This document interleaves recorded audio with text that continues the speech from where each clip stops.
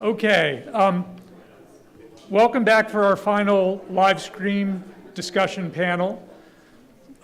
This is on a topic that's been mentioned, I think, in every panel so far. And at some level last night, it was part of both of the case studies. The PEPFAR was the President's Emergency Plan for AIDS Relief, and the raid on Osama bin Laden was certainly under the President's power to act on national security issues of emergent nature. And so this is a topic that's been on everyone's mind, particularly at a moment where there have been lots of emergencies. We've got a terrific panel and a moderator who is very special to us at the Miller Center, Judy Woodruff, appeared with us here at the Lehrer Lecture a few years ago, which is named after our former board member and the founder of the PBS NewsHour, co-founder, Jim Lehrer. Judy, I'm just going to hand it over to you. You don't need much more of an introduction with people in this room or who watch us, but we're just thrilled to have you. So thank you. Oh, I will say one thing. I got up this morning and watched the NewsHour that I missed last night. And if you haven't watched Judy's series, America at a Crossroads, it's terrific. She did the second, last night was the second episode of 2 that she's done on Northern Ireland. The first is about lingering tensions, but the second was about the peacemaking process, and at some level, what we've done together the last few days is a small American version of that. So Judy, thank you for that work as well. And now I'll pass it over to you. Thank you, Bill Antholis, and thank you for the plug for America at a Crossroads and for the NewsHour. I'm delighted to be back at the Miller Center and just delighted to be listening in on the program, the sessions that you've had over the last 2 days. We have an extraordinary panel now. We listened at the last panel to the evolution of presidential power, the rise of presidential power. And we have an extraordinary panel right now to talk about an aspect of that. And that is, as Bill said, it is the rise or what's happened with emergency powers and the president. And let me just introduce the panel. I'm going to do it alphabetically. We're going to go across and bounce around the table. Ashley Deeks, Associate Counsel and Deputy Legal Advisor to the National Security Council in the Biden administration. She's at the UVA School of Law and the Miller Center as a Senior Fellow. Ashley, thank you. Eric Edelman, Undersecretary of Defense under President Bush 43. He's a Miller Center Senior Fellow. Senator Tim Kaine of the Commonwealth of Virginia, former governor of Virginia, and a former nominee for Vice President of the United States. Very glad to have you with us. Sai Prakash, who clerked the United States Supreme Court Justice Clarence Thomas. He's at the UVA Law School. He's also a Miller Center Senior Fellow. Russell Riley, White Burkett Miller Center Professor of Ethics and Institutions at the Miller Center, sitting here. Alan Stamm, University of Virginia Frank Batten School of Leadership and Public Policy, also a Miller Center Senior Fellow. We're meeting all the Senior Fellows. And finally, Phil Zelikow, who is Counselor to the Secretary of State for President Bush 43, that's George W. Bush, White Burkett Miller Emeritus Professor of History, and also here at the Miller Center. It is, as I said, a remarkable panel. We are so lucky to have each one of you with your expertise. So as we said, in the last panel, we talked about the rise of presidential power. And we're talking about emergency powers. And I want to start by just asking, what is an emergency power? Ashley, I'm going to come to you first. How is it different from all the other powers that a president has? How does it stand apart? What's different? So I tend to think of emergency power as a description of a kind of power that gets used in specific circumstances. It often refers to power used by the president, but I don't think that necessarily has to be the case in our system of government. Congress actually has emergency powers, for example, to suspend habeas corpus. The states themselves have a certain emergency power. They can engage in war when they're actually invaded. There is no provision in the Constitution that specifically gives any of the branches an emergency power as such. And there's therefore no fixed definition of what counts as an emergency power.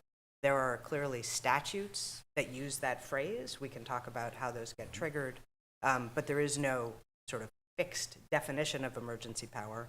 I think the general idea is that this is a power that an actor needs to use quickly, needs to use in the face of an imminent threat.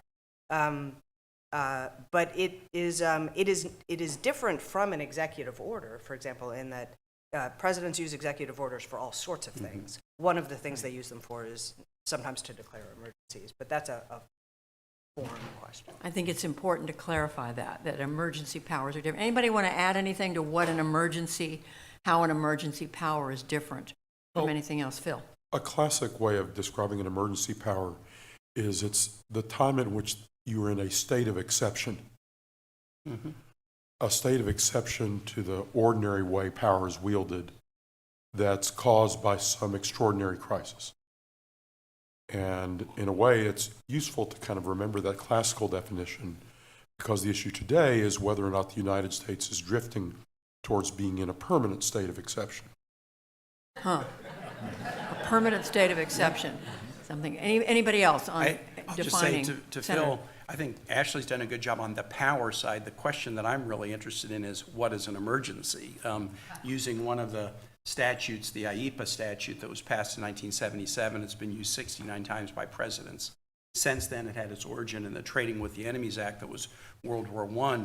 But the definition of emergency is now being stretched far beyond what we would think of as an emergency. So here's what IEPA says. An emergency is an unusual and extraordinary threat which has its source in whole or substantial part outside the U.S. to the national security, foreign policy, or economy of the United States. We're now in a period where Brazil's prosecution of its own president has been deemed by our president to be a national emergency that leads him to be able to assess a 50% tariff on Brazilian products. Is another nation prosecuting its own president an emergency for the United States? Of course it's not. We're in an energy emergency now declared by the president on day one. We're producing more energy than we've ever produced in the history of the United States, not only renewable, but oil, gas as well. But we're in an emergency that the president is using to end run regulations. So it's a state of exception, I agree with that. But the definition of emergency has gotten so plastic that it has enabled the president to do a number of things that allows him to end run Congress. So who defines what the emergency is? Is it the president alone? I mean, who defines that? You just said there's no written definition of emergency power. Well, except in the law that Senator Kaine just quoted.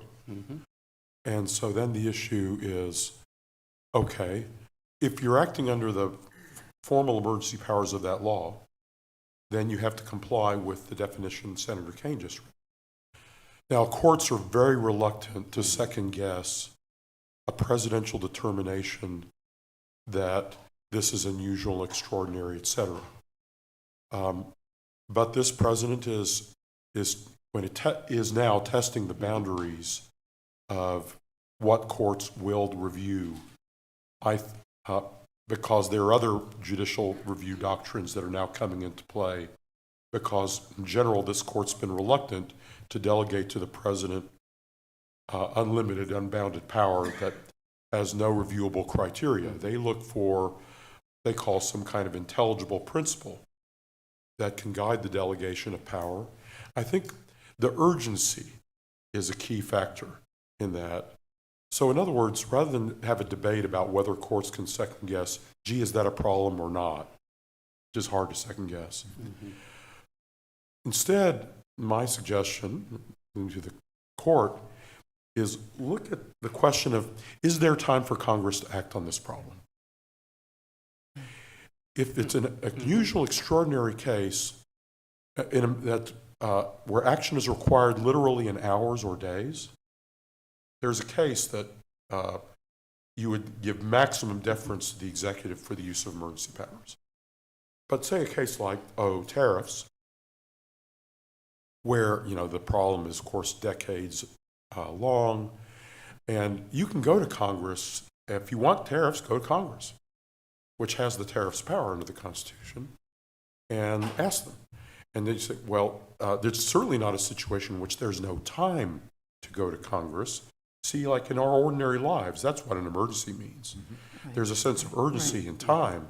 I've got to get you to the doctor right away. And if there's no time to go to Congress, that's one case, nuclear war.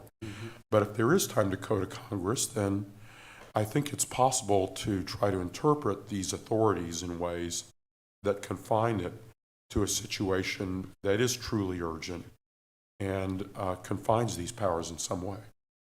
Let's talk about, If I might just add, sort of, Alan Stam, yeah. so the first is, I think that what constitutes a threat depends on so for example, the United States trade strategy is. So if our post-World War II trade strategy is built around international institutions through multilateral management of trade, if one of our trading partners decides to unilaterally put in place what would be illegal tariffs, that's not a threat per se because we have a system to adjudicate that through the WTO. But if we have a president comes in and says, I don't believe in that system, the United States we're going to go America first and we're going to be mercantilist because we don't believe this other institutional framework is capable of addressing our needs, then when a single country enacts a tariff, countervailing tariff or non-tariff barrier to trade, it becomes politically far more tenable for the president to frame that as a threat and then to weasel that in. The other aspect with Congress has to do with, and this is something that's been a theme over the past day and the morning, is the belief that Congress is becoming increasingly incapable of acting. And so, again, our understanding of what a threat constitutes, I think Phil's observation, I agree wholeheartedly that in our personal and contemporary notions of what constitutes an emergency, there is this time crunch aspect.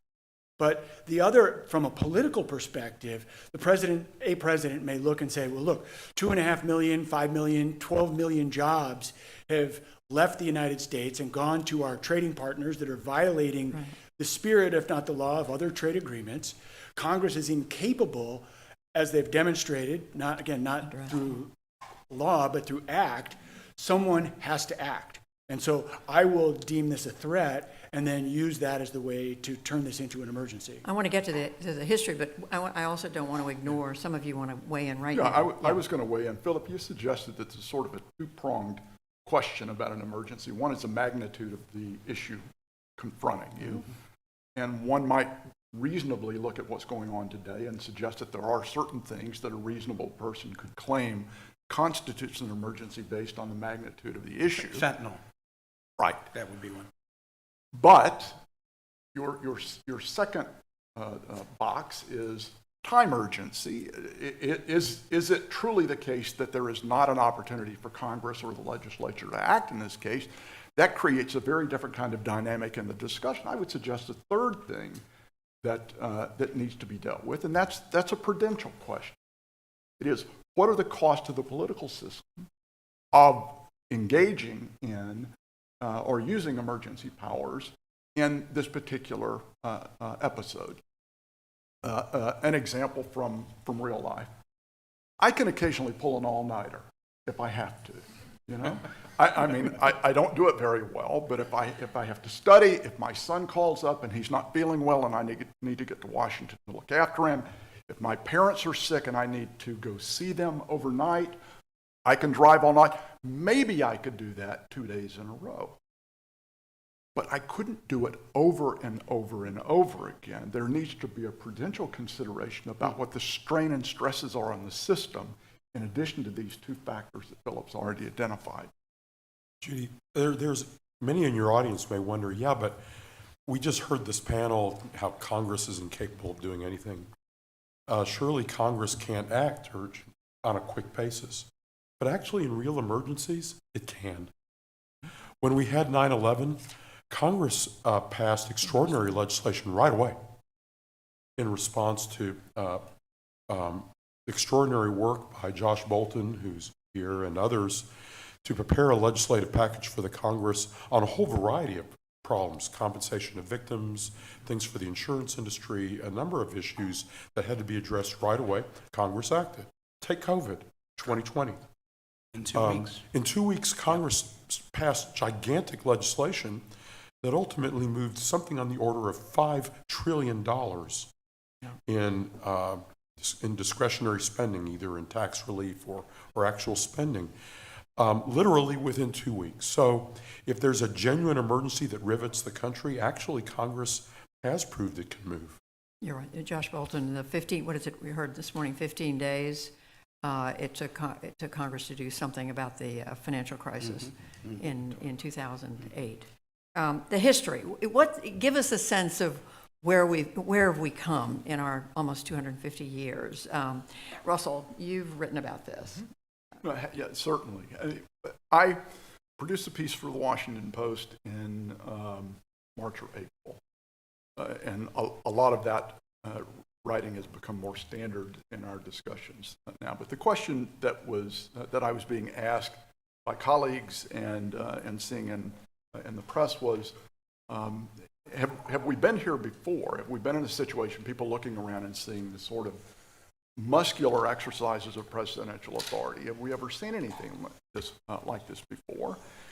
And I reflected, and I said yes, but that in fact we have seen extraordinary exercises of presidential power, and most of us are familiar with this. I mean, the most celebrated instances of presidential authority are associated with crisis government. Abraham Lincoln, Woodrow Wilson, Franklin Roosevelt, George W. Bush. So these are instances where we've had very robust exercises in presidential authority. But look at the circumstances in which those authorities were exercised. What were the nature of the emergencies, and do those constitute, do those precedents, what we're experiencing today, are those precedents matched? And I think probably the answer is no. The Civil War, the disunion, a war over disunion.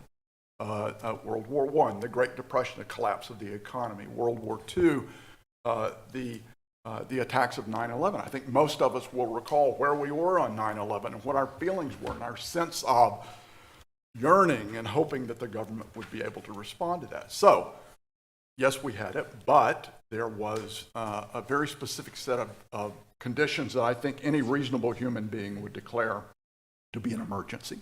The second but was, never before has Congress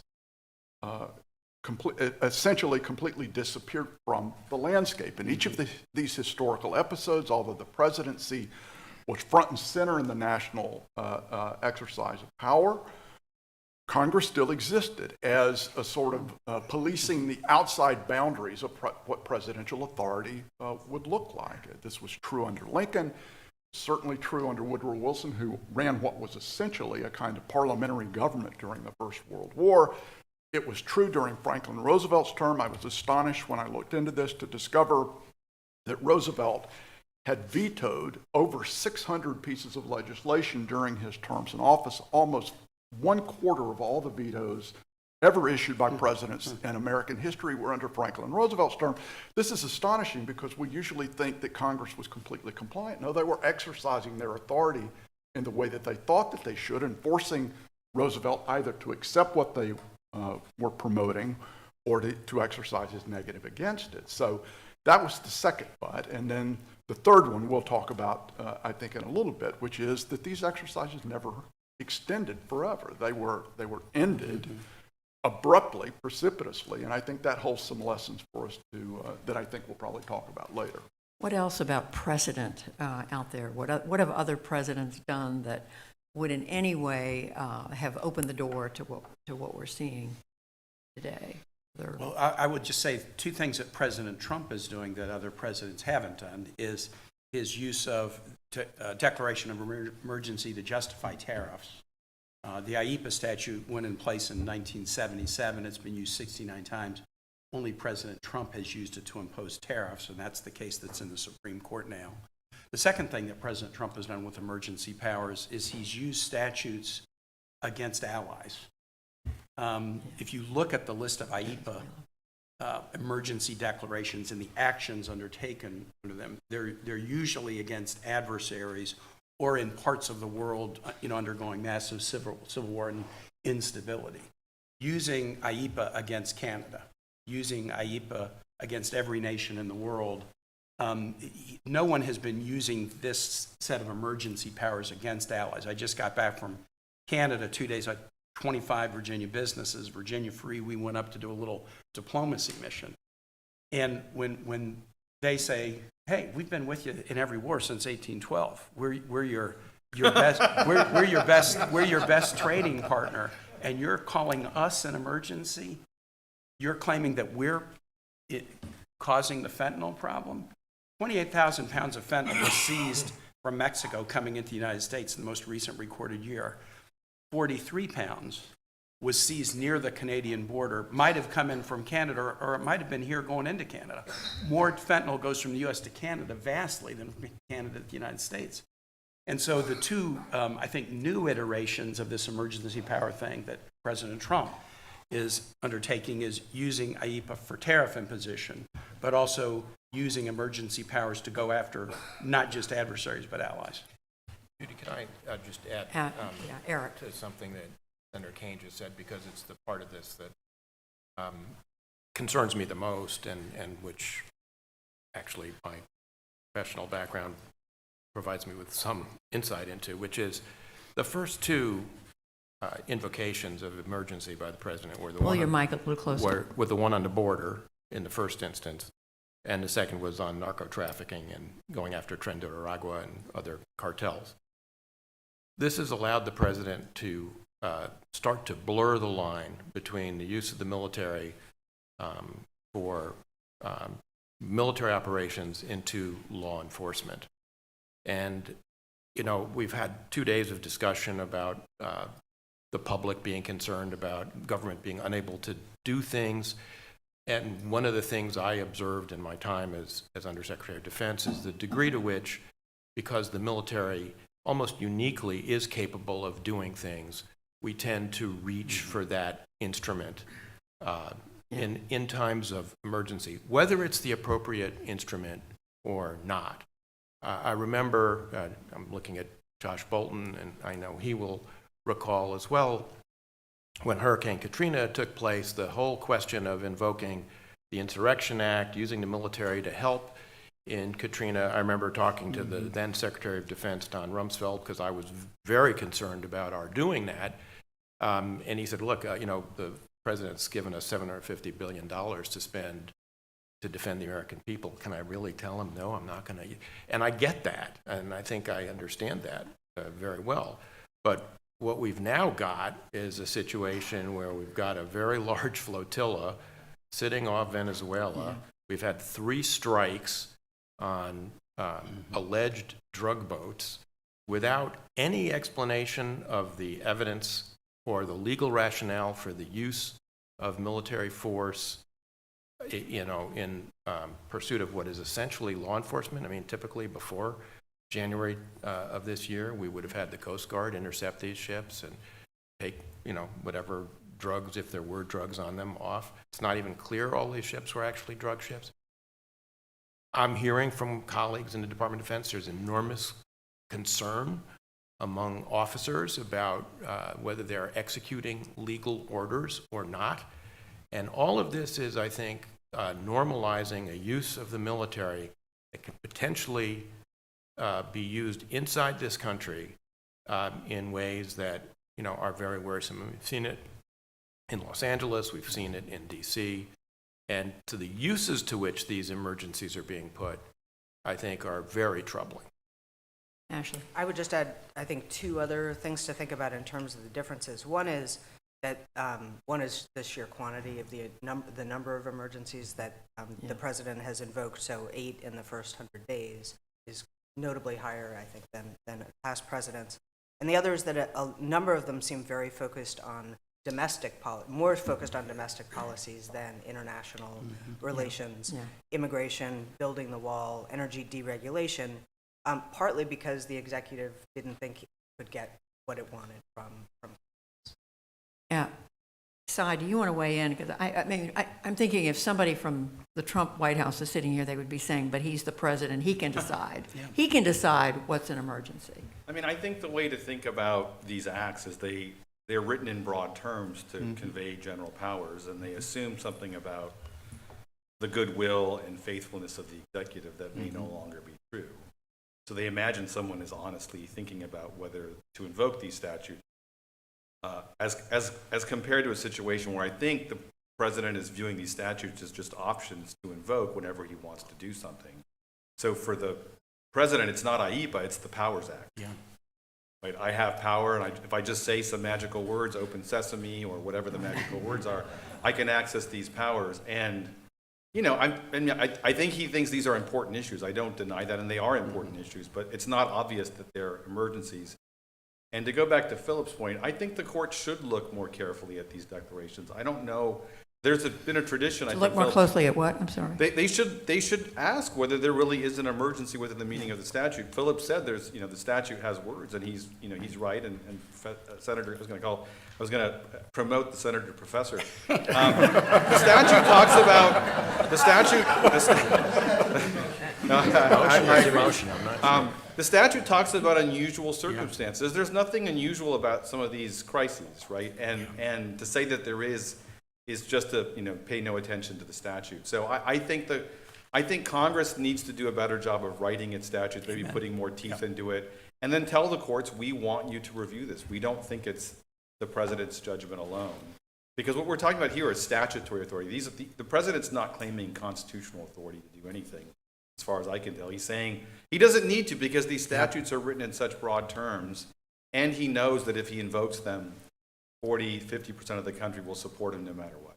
And he would also say, and the statute enables Congress to challenge me if they want, and I have been filing challenge after challenge, and I can get a majority in the Senate, which is all I need, but the House has locked it up.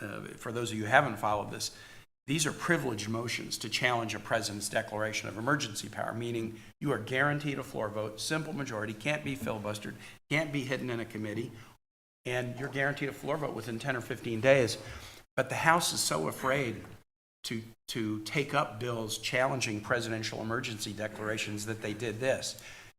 The challenge ripens within 15 days. So the House said, for purposes of this statute, we are in a single day that lasts from now until the end of this term of Congress, because they want to shield their members from votes that might challenge the presidential emergency declaration. But the president could say, my job is to declare. Congress, if Congress wants to, can under the statute, can challenge my emergency declaration, or a court that has had to grapple with what is cruel and unusual punishment. It could grapple with what is an unusual and extraordinary threat.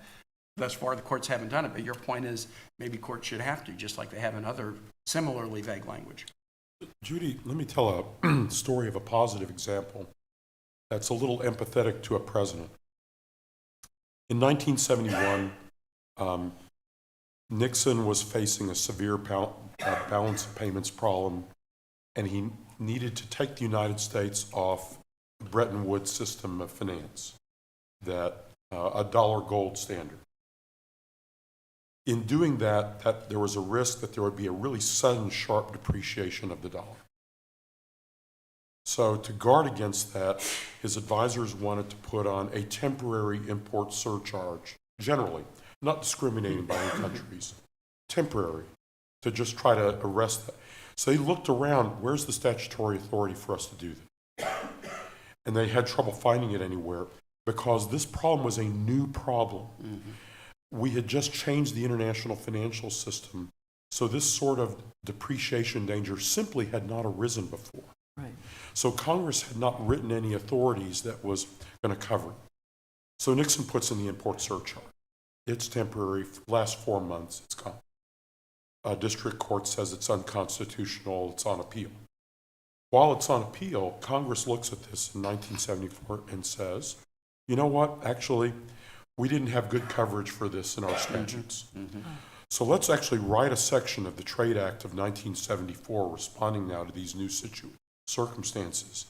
And what they did is they wrote a section that mapped onto what Nixon had done and put into the statute that in a situation like that's going to mess with the dollar, the president has the power to do something temporarily up to X amount, with this and that procedure that basically picked up on what Nixon had done, put it into statute, patched up the gap in powers. Even at the that same had time emerged. as he was under impeachment proceedings. Correct. They recognized that Nixon Yeah. was right and he'd identified a problem that So- needed to be solved. In this case, what you're seeing then is a little bit of a dialogue in which the president had to use unusual, kind of strain his authority to deal with a sudden unexpected situation.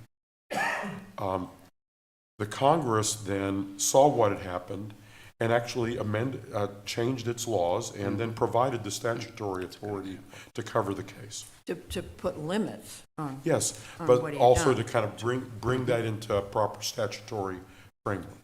Can you see that, I mean, is it possible we could see that kind of congressional coming back in after the fact and writing more specific language? Give you an example. And some of the around some of the things happening now? There is a bill that is a Grassley-Cantwell bill that would be more restrictive on the way the president is imposing tariffs. And so, yes, the answer is people are looking at this. Will we do it? Do we have the capacity to do it?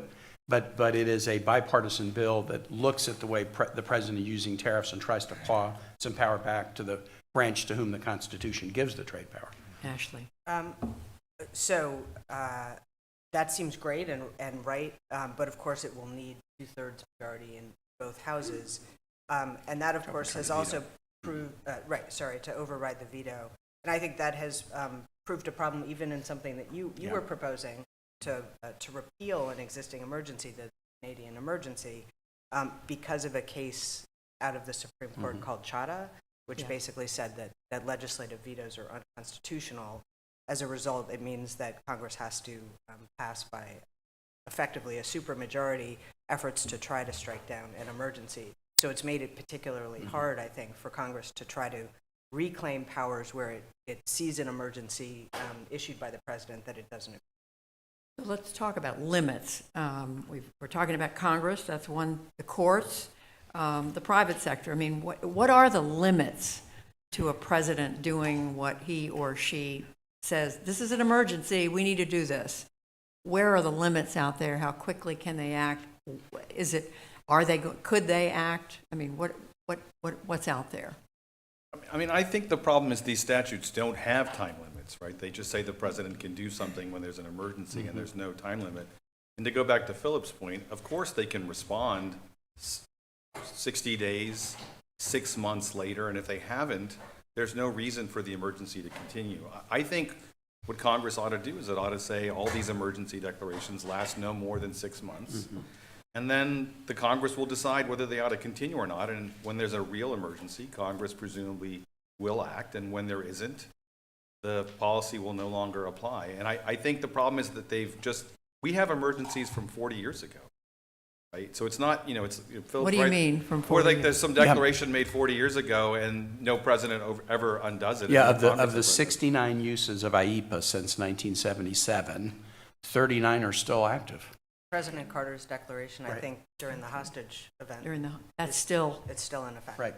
is that the way we should be doing business? I mean, I think Sai's right. There's just no reason why it can't be time limited, right? Yeah. Because there's no reason why Congress, I mean, you could even say, look, it's, 6 months after Congress first, comes back into existence, the emergency ceases, right? So if for some reason Congress can't meet, then that's taken care of.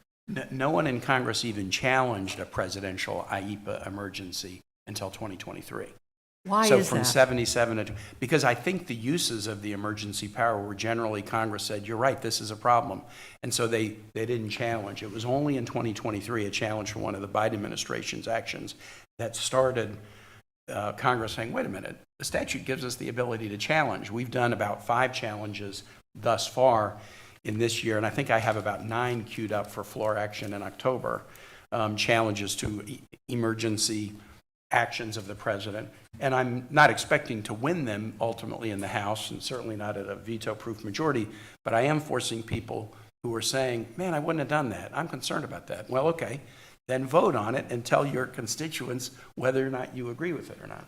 And I also think that these emergencies are what might be called retail emergencies. I mean, these are the exercise of presidential power within a fairly narrow range of activity to respond to a particular kind of crisis, which distinguishes it from the kinds of episodes of wholesale crisis government that we Civil saw War. under like Lincoln and, Yeah. and Wilson and Franklin Roosevelt.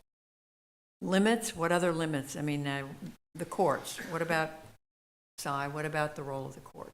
Well, I mean, Philip's involved in litigation. I think the courts, there's a chance the president will lose the tariff case and other cases as well, because the court has said that we don't lightly read statutes, Congress, as if they gave major powers to the executive branch. And there's also justices who've talked about the non-delegation doctrine, which is the principle that Congress can't delegate its legislative. Hold your microphone closer, we want to hear you. You didn't miss anything. I said the court, there are justices who've talked about the major questions doctrine, which is a doctrine which says that we don't lightly construe statutes as if they delegate powers to the president. And then independent of that, there's this principle, constitutional principle, that Congress simply can't delegate legislative powers to the president. And one might suppose that that's how the president is reading IEPA, as if it gave him the power to tax the American people. And so I think it's possible the president will lose this case, and I'm not sure it will chasten him, because there's a possibility that presidents just choose to do things, and if they lose, but at least they tried. But if the court doesn't stop the president, then we'll all suffer for it. Your audience should know, this tariffs case is the most important test of presidential power since the Truman administration. Every law school student has to read Youngstown Sheet and Tube. This is a case on that scale, and actually in substance bigger than Youngstown. The president has centered it, and I am deeply involved in the tariff litigation and working right now on the briefs in the case. And if you read the things the president has said to the court in his pleadings, which are extraordinary, like last year, this country was dead. If I don't win this case, the whole country's going to go down the toilet. It may sound like, oh, he didn't really say that. It's even being repeated right now verbatim in the government's brief before the Supreme Court. So he's putting enormous pressure on the court in a case in which we're now, the tariff revenue is now an extraordinary thing in our whole fiscal policy. They're leaning more and more on the tariff revenue to take the place of the ordinary congressional tax system. Because their fiscal policy situation is difficult. And if they lose the tariffs case, I don't think this is widely understood. If they lose the case, the government has to give the money back with interest. All the money it's collected. And it's collecting hundreds of millions more every day. So the scale of this case is hard to exaggerate. Cy is a very knowledgeable judge of the court, and I think there is a substantial chance the president will lose this case in the court. I can argue it either way, but I think there's this, and Tell he's us made what it the the breakdown centerpiece. is going to be. It's the centerpiece of his entire foreign policy as Yeah. well. Yeah. And then it's 3/4 of the tariff revenue is coming off the IEPA-based tariffs. You have all these things that he's done, and all of this simply will collapse. That whole edifice. Well, correct me if I'm wrong, but I believe that Treasury has no clue how they would actually funding all. There is no plan. What's happening now is word has gotten around that you can get your money back. So all the importers are now already starting to file claims based on the outcome of the litigation, then there'll be a gigantic backlog of claims with Customs and Border Protection that will create this gigantic administrative burden of processing the repayment of millions of claims for wrongly. It's basically the same thing that happens when you win in the tax court appealing a tax. The government says the government took money from you unlawfully. They've got to pay it back at a statutory rate of interest. Right. So that's just to give folks a sense of the stakes of the case and the symbolism of the case too as a check. Because there's a general assumption that the court's in the president's pocket. I think that underestimates the justices and is a misread of the court. I think it is fair to say, and Cy would know better than me, but Justice Roberts and his colleagues do not want to pick a fight with the president. They have not tried to court a fight. They have been reluctant to move quickly in cases they think have not been fully briefed before the court. In other words, they have been reluctant to rule against the president more or less out of hand in a case that has not yet been fully briefed before the court. But people should not read that as to say that, if the president forces the fight in a fully considered case, that they will back down from their responsibilities or the principles that they've enunciated. I have some other limits, but I don't want to state them until everybody's said what they want to about the courts. Oh, I was Actually, going then- to suggest that maybe there are some other actors beyond Congress and the court, so maybe Yeah, anybody else on the court, The Senator. business community and voters. Yes. President Trump is very sensitive to the economic news. He's very sensitive, and he does have the business community in often talking to him and singing the blues about tariffs. I mean, tariffs raises input costs, raises costs to consumers, the retaliation hurts, the instability leads businesses that want to make an investment to say, but I got to wait until the dust settles so I know what the rules are. So there's a lot of economic effects, and the president's very sensitive to that. So he could at some point decide the economic damage is so significant that we've got to do a U-turn, and he would claim victory. He'll say it accomplished what it needed to, and so now we're moving a different direction. But I think the business community has his ear, and they're very worried about the chaotic nature of tariffs and other powers. And the second is voters. Voters are going to be the most likely way that Trump will get rebuked by voters is economic chaos or challenges to their health care. Those are the two. Other things will get news. You shouldn't fire a prosecutor and put in a hatchet person to go after people who have not committed offenses. But those are not going to move big chunks of voters. But economic chaos will, and massive cuts to health care. And we're seeing both play out now. And they're likely to be a factor in the Virginia elections in 5 weeks that will be a bit of a bellwether, tell us what might happen next year. So I do think the institutional checks are important, but the president is sensitive to the business community, and the president and Republicans in Congress are sensitive to what voters are going to tell them beginning in about 5 weeks. I have a quick question for the senator, if I may, Judy, having to do with the possibility of a government shutdown next week. Yep. Thinking ahead, it seems that it's possible that one or another of the president's aides may have said, if the Democrats force a shutdown of the government, we may need to use emergency powers to do things we need to do. Yep, absolutely. And I just was wondering whether you and your colleagues have been contemplating that possibility, which could create a whole new issue having to do with the exercise of emergency powers as early as next week. Absolutely. We're very much, talking the immediate and then talking the down the road. And the threat last night, okay, we're just going to wholesale fire as many people as we can. We view that as a real threat. I don't think that's an idle threat. Now, they may do it anyway. We could reach an agreement, and then they say, well, now that we've prepared the list of who to fire, let's go ahead and fire them anyway.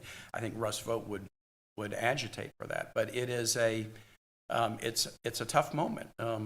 Normally, the idea that the Republicans would put a proposal on the table, the Democrats would put a proposal on the table, then we would negotiate, find an outcome. That's what the American people expect of us.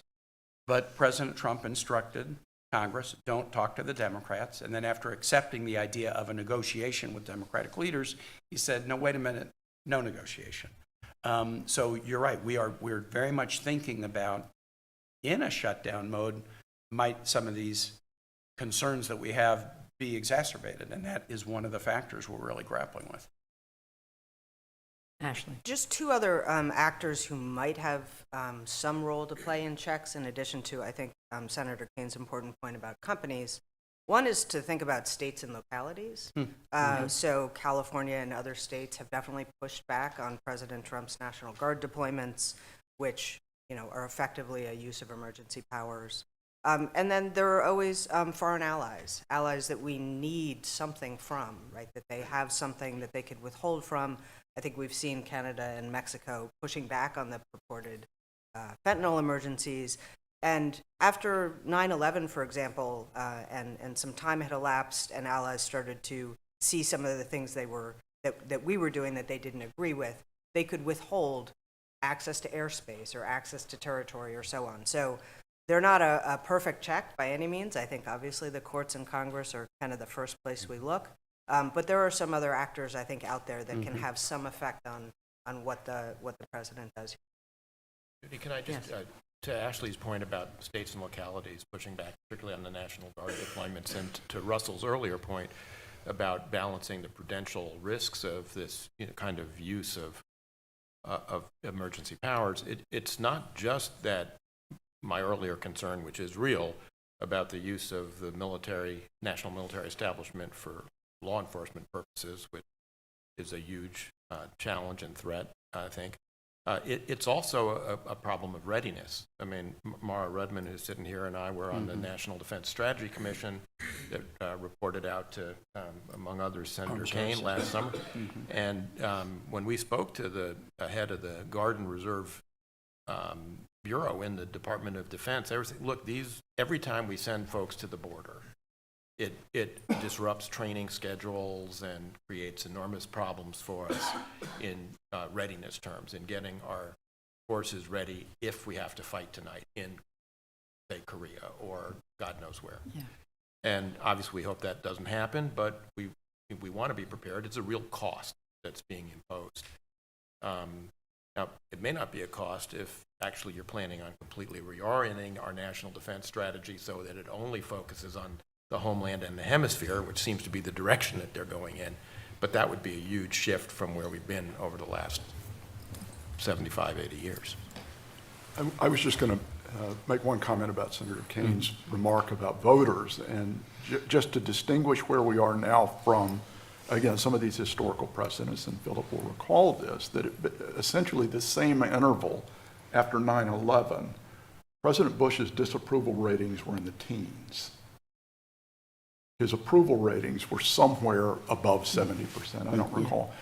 That's the level of support that the president had for dealing with what was genuinely viewed to be a severe crisis. That's a very distinct measure for us if we're trying to get a sense about where we are today, apart from that. Apart from. Anybody else on this point? To the fundamental, why do we even care whether a president, has all this power? Maybe it's a good thing that one wise leader is able to make decisions and quickly. Alan, you've written about the so-called ratchet effect, and we've seen, you could say we've ratcheted to the rafters. There's a couple of aspects about that. One are the voters. So polling data suggests that voters for the party that's in power at the time, so President Trump's supporters today, are pretty comfortable.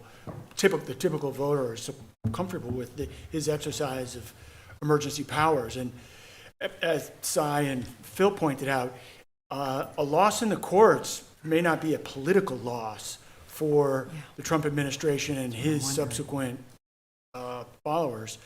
The other aspect is, and Cy mentioned this, that some of these emergency orders have been in place for decades. And the reason is it would require a president to give up power. And presidents, as we've seen since, post George Washington, if we look back at presidents that were super willing to walk away and say, no, you take it. We look at George Washington as the great exception, even amongst the founding fathers. And there's no question about it that President Trump has used emergency powers, emergency orders, more than any of his predecessors, but he's not unique in any way in using these powers, and also allowing existing powers to persist, because it would require them to say, I'm going to turn that back to Congress, which, given essentially the support for Congress amongst both parties is so low, I think that it would be politically a mistake to do so. We also care because it's who we are. On July 5, 1776, the day after Philadelphia, the Virginia B team, the Virginia founders who were not in Philadelphia, met in Williamsburg, and they elected Patrick Henry governor. They wrote the Virginia Bill of Rights. They wrote the Virginia Constitution, and they adopted the Virginia State Seal, which says "Sic semper tyrannis." They used the future verb tense, not "down with tyrants, we don't like tyrants, thus be it always, thus be it ever to tyrants." They viewed tyranny as a permanent fact of human nature. And they said, we're not a nation that embraces tyranny. Now, 30% of Americans at that time were fine with monarchy. They wanted to stay with England, either because they liked monarchy, they thought democracy was messy, they had friends or family or financial ties to England. So there was a debate about democracy or monarchy then, and I think that debate is happening right now. But we resolved it when we threw off divine right of kings, when we declared for democracy, however messy. We resolved it, and as we come up on 250 years, we're having that same debate right now. And I mean, And one last thing, George Washington. The Congress that wrote the Constitution in 1787, they loved George Washington. They revered George Washington. But they made war powers a question for Congress, not the president. The president that they loved, who had been the general that won the revolution, they wouldn't give George Washington war powers because they felt so strongly against an overreaching executive. And that's the fundamental question. I do want to come to questions from all of you who are in the room, but that's the fundamental question I want to put on the table, as we said a minute ago. If the public, I mean, we live in a busy, distracted time. People's lives are full. We are all rushing to keep up with life. Why not just turn it over to a smart guy? The last panel talked about too much attention on the president, too much focus on the president.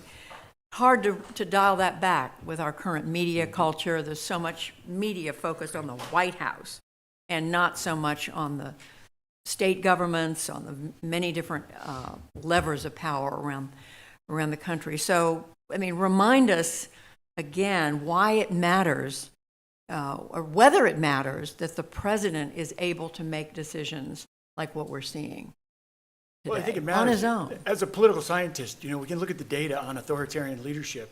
And every now and then there's an exception where an authoritarian leader does a great job. But generally speaking, pluralistic democratic systems outperform authoritarian systems over and over and over again. Politics is messy regardless of the system that you have. But if you get a poor performing authoritarian leader, you're stuck with that typically until that person is either eliminated or passes away.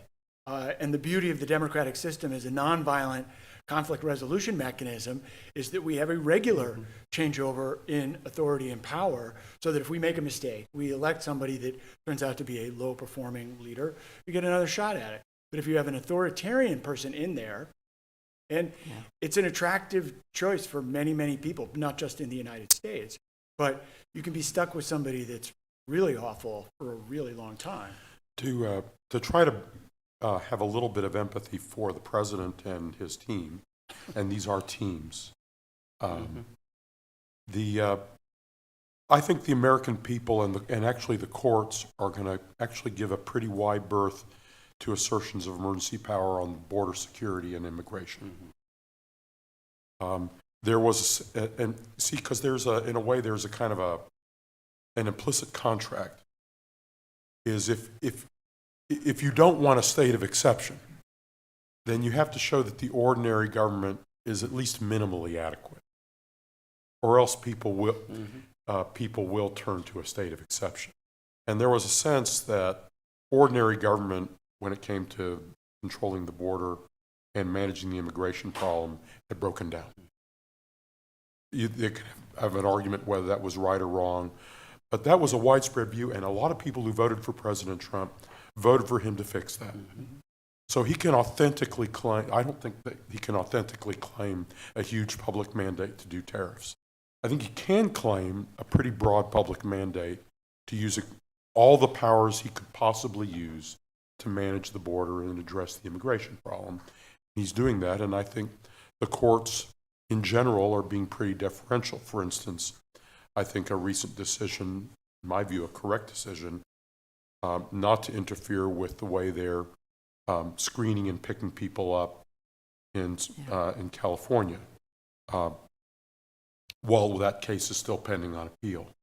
So I'm cutting, you can try to cut a certain degree of slack where, people do want authority exercised by the person they elected, and elections matter. I want to cut a little bit of slack to the argument the administration makes, because if you don't recognize that there is something to what they're saying on that, you damage your credibility when you say, yeah, but you've gone too far on these 8 other things. Philip, does that, in your view, extend to the use of the Alien and Sedition Act for the purposes of immigration enforcement and arguing that, in fact, unrestricted immigration is, in effect, an invasion of the United States? Now, in my view, but other lawyers may disagree, I think that it's legally incorrect and historically incorrect to run the Alien and Sedition Act as extending these extraordinary powers in this way. And I think that particular argument is not doing very well in the courts at the moment. Right. And I think that's an overreach. But we are in a period of emerging constitutional crisis surrounding the extension of presidential power in extraordinary ways. That's going to now play out across the coming year. It's good for us to have this discussion and to try to get a sense of the arguments that both sides are going to be able to make in that discussion, because we're going to have to try to find a way through this crisis that I think doesn't just write a blank check. Questions from you in the room? You've all been listening intently. I haven't heard a pin drop during this conversation. We have a microphone we can bring. We want to go to David Gregory first, right over here.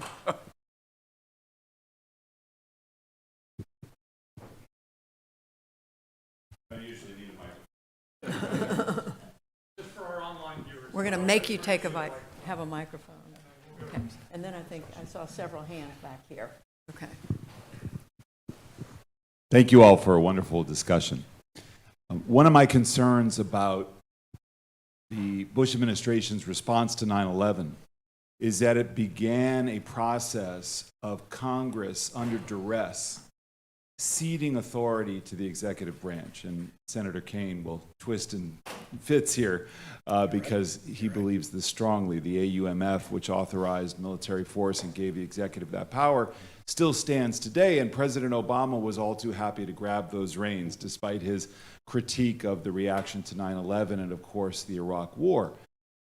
But the danger of the consequences from the Patriot Act to the political penalties that Biden and Kerry and Hillary Clinton suffered in support of robust debate on the Iraq War resolution was such that it had a chilling effect, and Congress ceded all of this authority to the executive branch. And then it morphed into something. So by 2007, President Bush was facing opposition from his right that, in fact, terrorists were coming through the southern border, and that would be the great terrorist threat. There was not overwhelming evidence that that was the case then or now. And yet you have Stephen Miller, who was, in fact, galvanized, activized, depending on your point of view, very effectively by 9/11. That was his original intent, was 9/11 and the fears of terrorism from the southern border and elsewhere. And that animated his views about immigration. Now, he and J.D. Vance recently talked about terror cells on the left that must be eradicated. This is language that is the outgrowth of the government's response to 9/11. It is virtually unchanged. The president has used it with regard to immigration. So that's my comment. My question is, if Congress has been so reluctant to retain that authority, why all of a sudden does it protest now to say, oh, these emergency powers are out of hand? And second, so what's the mechanism for drawing that back? Second, I want to be very particular. What is the role I mean, I of want to, should they answer the first part? well, now? no, I think they can think about the Okay, second tie it as well. together. But what is the role of an entity like the Miller Center to be constructive in a targeted way to activate in a constructive way for some sort of remedy beyond elucidating the problem? Thank you. Good question. You want to tackle the first part, all of you. Be as critical about Congress as you want, because nothing you say will be as bad as what I've said about Congress. and the Miller Center's War Powers study group that came into my hands when I was lieutenant governor and never knew I would be in the Senate, I read it and thought, man, they're really right about this. The deferral of power where Congress has abdicated in war powers is horrible, and I've had a chance to work on that. But it's not just war powers, it's diplomacy, it's trade. It's recently the deal we cut on nominations is ceding a little bit of the advise and consent power. What's going on in the Approps Committee right now is ceding of the appropriations power. Congress is doing it and has done it for a long time. So to David's first point, why now? I do think there may be a realization that's been slow to dawn that we are way down a path and we better turn around now as we're get about ready to celebrate 250 years of democracy, or it will be a wake and a requiem rather than a celebration in 2026. Well, Eric, at the beginning of the conversation, called out the recent attacks on alleged narcotics traffickers. In general, I share a lot of the concerns that were raised also in the first panel about where war powers are moving and how difficult it will be to get this back. But I do want to say that there is a particular wrinkle having to do with some of the post 9/11 stuff. That is, has to do with the moves to designation of terrorist organizations, and then the increasing moves to employ and accept the targeted killing of enemy combatants that are members of these designated organizations. I was an eyewitness and occasional participant in these decisions. And you can see now the way that that process has developed. I thought at the time it was very, very important to keep a very clear view of the law of war, the definition of enemy combatants, and then to have a very clear congressional and nationally supported understanding that, yes, the country is behind you in treating this as a war, and yes, these are then being conducted in accordance with the laws of war. And in this case, I don't know that either of those criteria are being met, but we are, as you point out, evoking the penumbra of 9/11 precedents to do that.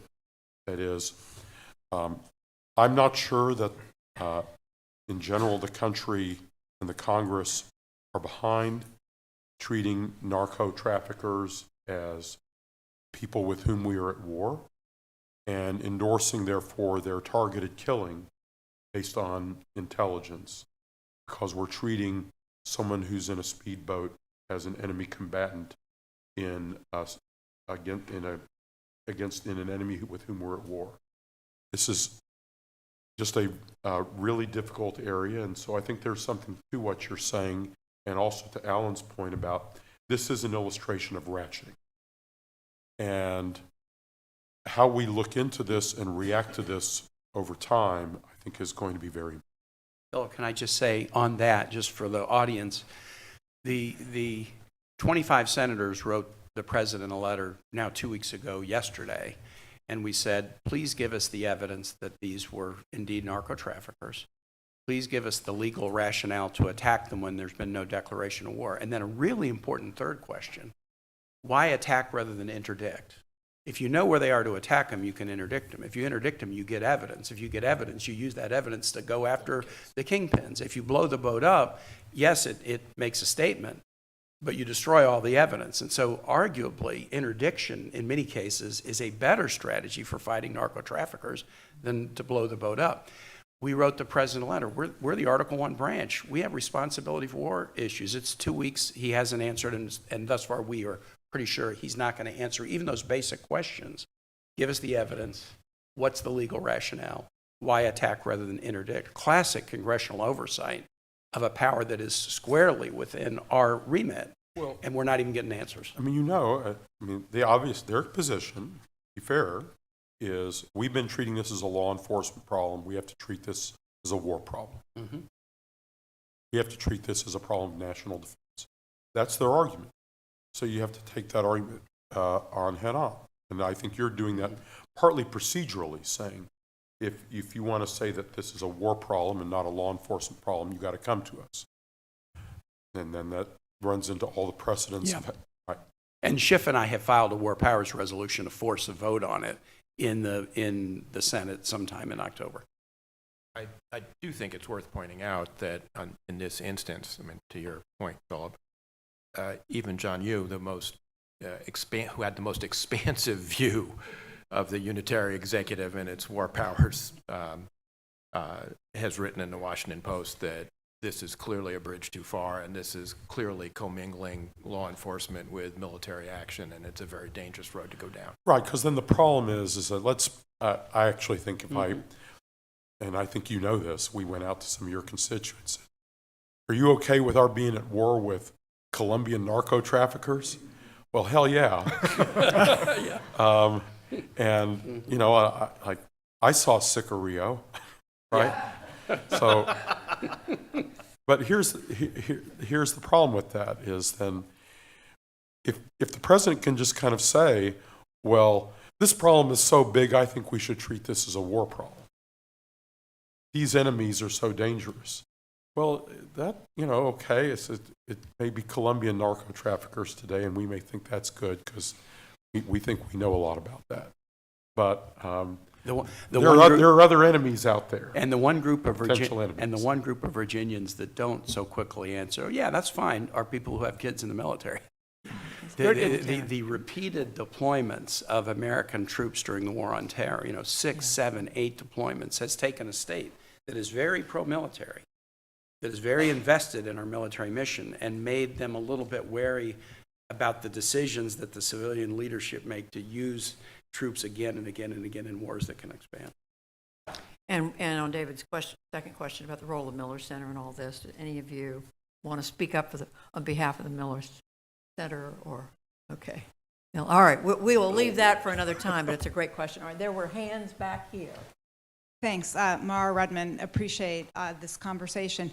What I'd love to do is bring us back to the appropriations budget thread, which actually I see as tying together both the national security side and the tariff or economic security side of things.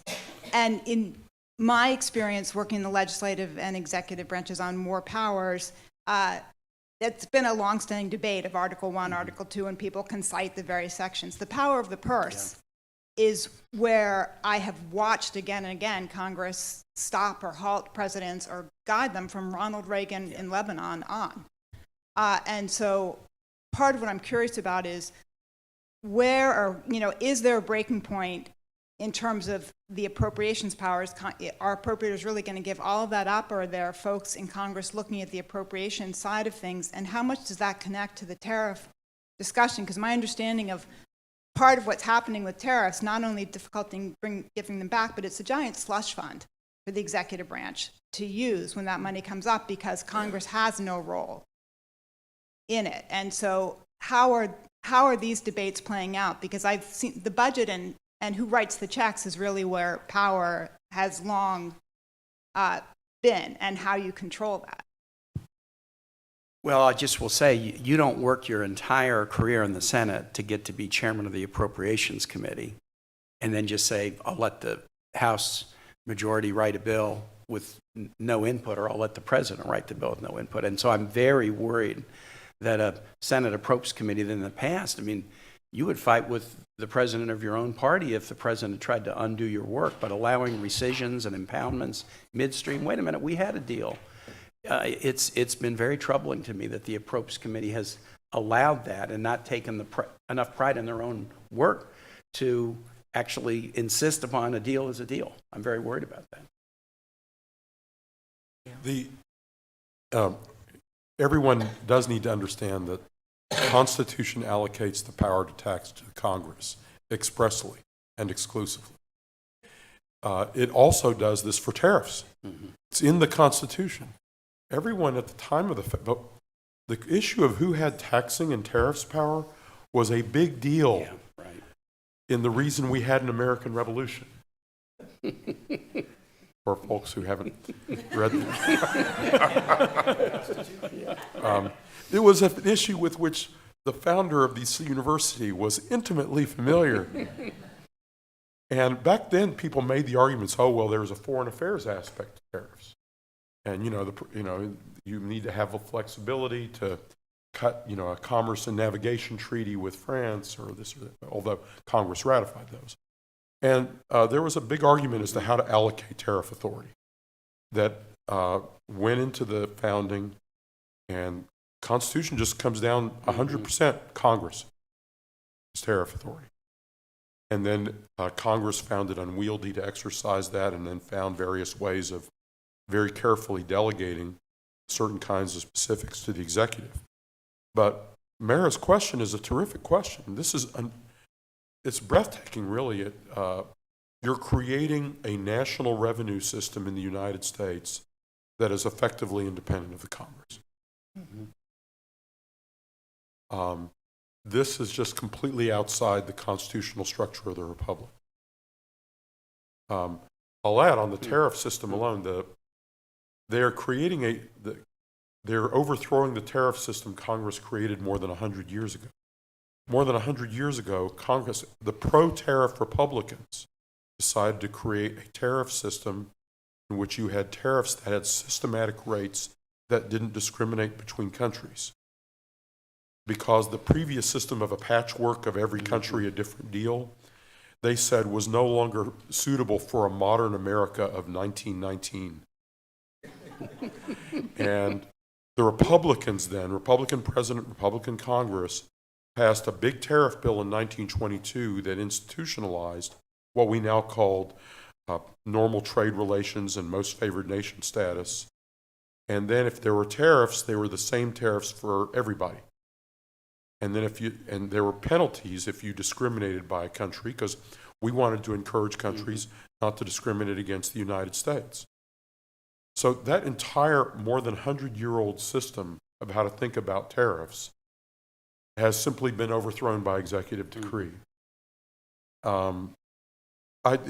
Mara's question does help us try to reflect on the scale of what's happening here in creating a deep base. By the way, another aspect of this, or for instance, if NVIDIA and AMD have to pay fees for I'm going to give you a regulatory license to trade with China, in return for which you will then pay the government 10% of your profits. I have no statutory authority to do this. Now, China now has told NVIDIA it can't sell in China, but that was legally interesting. And then you say, okay, so if $1 billion then did come into the government, then again, this is completely has nothing to do with Congress. You can say, well, I think it's a good thing that the president should create a sovereign wealth fund for the United States funded by his own private tax system, but I just don't think that was the founder's plan. Certainly not at all, but I think it's not inconceivable. If the courts overturn the president's tariff system, I don't think it's inconceivable that Congress would work out a deal with the president, because effectively what's happened is the president has pushed through a multi-$100 billion tax increase. And so if you think about the politics today of increasing taxes, and a good senator could tell us how almost impossible it is to raise taxes. And at the moment, these hundreds of billions of dollars are not yet essentially spoken for. And so one could imagine an agreement where Congress would come together and say, we're going to keep these tariffs in place, or we will grant you by legislation the authority that you just grabbed in exchange for a way to allocate these funds. Oh, a hand right here. Hi, my name's Sorrel. I'm new faculty at the Batten School. This has been very enlightening. I'm a congressperson, so I've learned a lot. So kind of thinking, putting on like a reform forward-looking hat that the last panel sort of ended on. So obviously the advantage of this use of emergency powers, as y'all discussed, is the speed that they can be utilized at, and the checks and response are quite slow. You know, with the exception of course, like an injunction that may or may not be followed right now. So looking ahead, you know, to be not too hyperbolic, but if the administration were to use this emergency powers in something like elections or, you know, deploying more troops in states, what institutions do we turn to in that? And, you know, what sort of like shoring up can be done to be not so reactive, but kind of prepare for those sorts of things? You know, just based on what the White House has said they would potentially like to do. Good question. Where should one turn? Well, it's a deep issue. We have not yet confronted it. We may not confront it. So far, the president and his team have not yet said that they are prepared to defy courts who have ruled on what the Constitution requires. And they have not yet defied them. They have worked hard to try to manage the judicial process. They have not defied them. And and there will be political costs if they do, but if they do defy them, then you've got a court order saying what the law requires, and the executive branch the president will then have to give orders to people to do things that are in violation of what courts have said the law requires, and those people all swore oaths. And then those people will have to reflect on their oaths. But even aside from the longer-term indirect political consequences. But as I said, we're not at that point yet. I'm not sure we will get to that point. I think there are grave costs for the country and for the president if he tries to cross that line. There are ways Congress can go into some of these statutes and make them clear. Vague language can be tightened up. The timing of an emergency can be, it expires without Congress having to act to it expire it. So there are things that we can do in Congress and should. But I think Philip is right. I'm very, very worried about a crisis being precipitated if the administration chooses not to follow a final order. So you can lose, but then appeal. Everyone has the right to appeal, and so you work your way through the process. And thus far, we've seen a lot of effort, studied effort to win as many cases as possible, but not the defiance of a final court order. I worry that will come, but I don't assume it will come, just as Philip said. Question. Yes. Hi, my name is Tanya Rivero Warren. I'm a journalist on the Governing Council of the Miller Center. Thank you all so much for this discussion. It's been fascinating. However, I do feel that we've been focusing most of the discussion on the president's use of emergency powers as regards to tariffs. I would hope that we could speak a little bit on the president's use in regards to immigration. Philip, you spoke about it a bit. I'm from New York, the tri-state area, where there are large groups of immigrant communities who are living in terror right now, and there is a lot of concern over overreach on the part of the executive office and lack of due process when it comes to what ICE has been doing in some urban centers. Mm-hmm. And so I'm hoping that you could all comment a bit on that. I understand immigration is perhaps a bit more controversial than tariffs. Maybe it has a little less bipartisan agreement, but I'm hoping that you could touch on that as well. Yes. Why don't I just say, from Congress's point of view, here's a quirky thing about the emergency power statute, IEPA, that the president has used, not just for tariffs, but on immigration, on an energy emergency, is the congressional challenge mechanism allows us to challenge the stated emergency, but not the actions that are being taken to respond to that emergency. So the way the statute is set up, I would have to convince my colleagues, there's no emergency at the border. I don't have the ability to say, wait a minute, there's an emergency at the border, but I'd like to convince you that these following 15 things that the president is doing pursuant to the emergency declaration shouldn't be done. Now, I could challenge those things, but it would not be subject to this privileged up or down vote in 15 days. It'd have to go through a judiciary committee where I know what the Senate Judiciary Committee would do. They would say, we like what President Trump is doing. We're in a minority position in that committee. So the interesting thing about these emergencies is that the congressional challenge mechanism is there's no energy emergency, not you shouldn't end run these regulations. There's no border emergency, not we don't like the steps you're taking.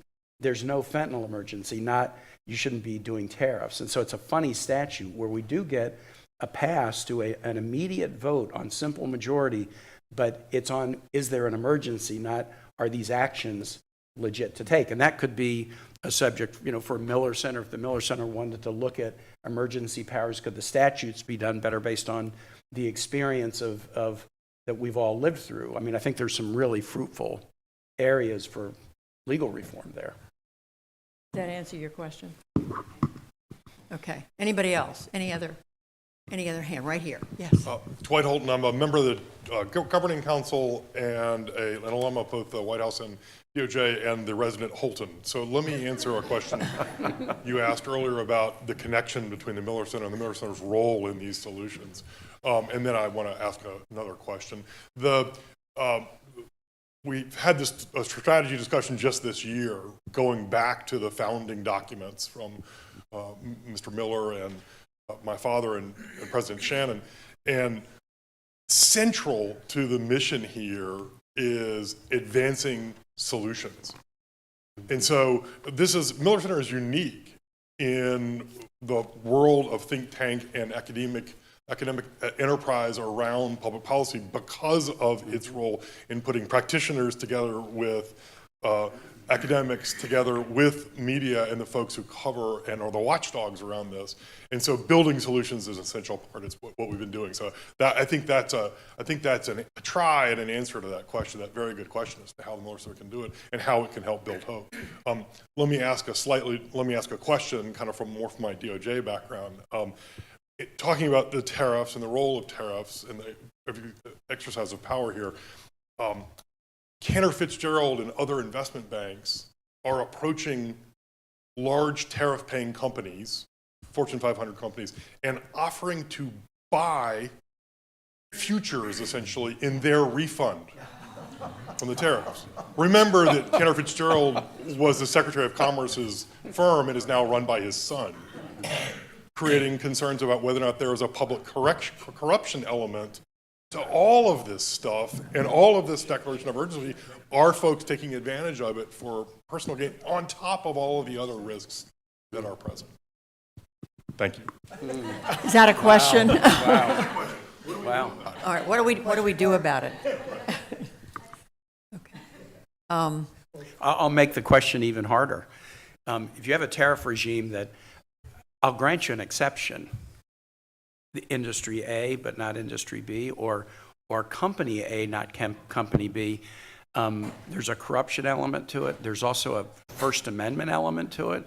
If you have a policy where there's many exceptions, that takes a lot of people who have concerns and makes them shut up and not express the concerns. And I hear for businesses all over Virginia, the tariff thing is really bad, but you can't tell my story because I don't want my company being in a headline as criticizing the president's policies. And there's a lot of fear around a tariff policy that, as Philip said, we went from patchwork to kind of uniform. We're now back to patchwork is a diplomatic way to describe, we'll announce it, we'll pause it, we'll give you a deal and not you a deal. We cut a deal with the UK that makes vehicles coming into the United States, they get treated better than vehicles coming in from Canada that are chock full of US content right now. So this is a corruption and kind of a silencing dissent by threatening people if they dissent, you're going to be the one that's going to bear the burden of the tariff. And yeah. Well, you all have given us an amazing discussion. Thank you very much. Let's give everybody a